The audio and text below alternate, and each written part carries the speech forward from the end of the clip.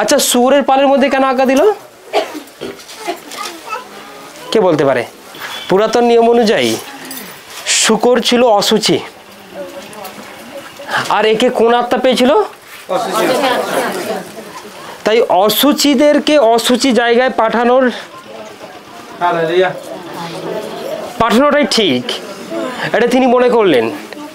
তখনকার দিনে শূকর ছিল অশুচি একটা পশু, তাই তাকে অশুচি, এই অশুচি আত্মাকে সেই অশুচি জায়গায় পাঠালো, তাকে সে পুনরায় রিটার্ন না আসে, পুনরায় তাকে এসে ধরে না ফেলে। আবার রিটার্ন এসে কি রিটার্ন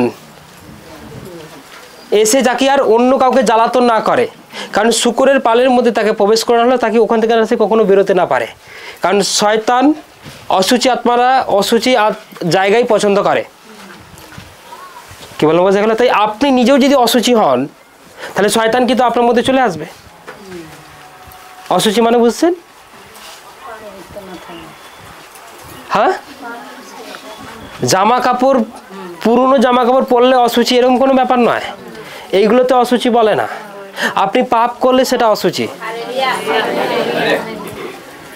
হ্যাঁ, হাত নাক ধুয়ে খেলে যে অশুচি হবে এরকম কোনো ব্যাপার নয়। ভালো করে, হ্যাঁ কি না? হ্যাঁ,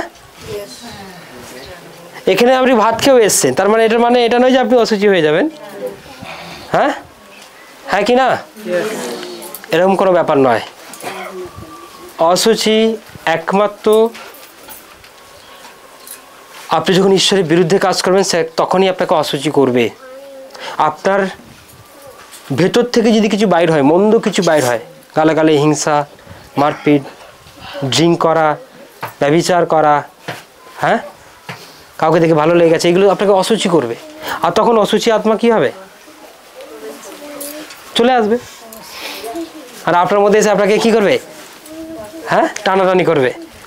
অশুচি আত্মা বলে, চল আমার সঙ্গে থেকে যেতে হবে। আপনি বলছেন না, যাবো না। হ্যাঁ কি না? আমি মরতে চাই না, আমি বাঁচতে চাই, বাঁচতে চাই, বাঁচতে চাই। অশুচি আত্মা বলছে, হ্যাঁ তোকে মরতেই হবে। তার মানে কি? শরীর যখন খারাপ হয়ে যাচ্ছে, কি এমন হয়ে যাচ্ছে, মনে হয় মরে যাবো, মনে হয় আর বাঁচবো না, কি হচ্ছে রে বাবা, তার মানে কি? অশুচি আত্মা আপনাকে টানাটানি করছে।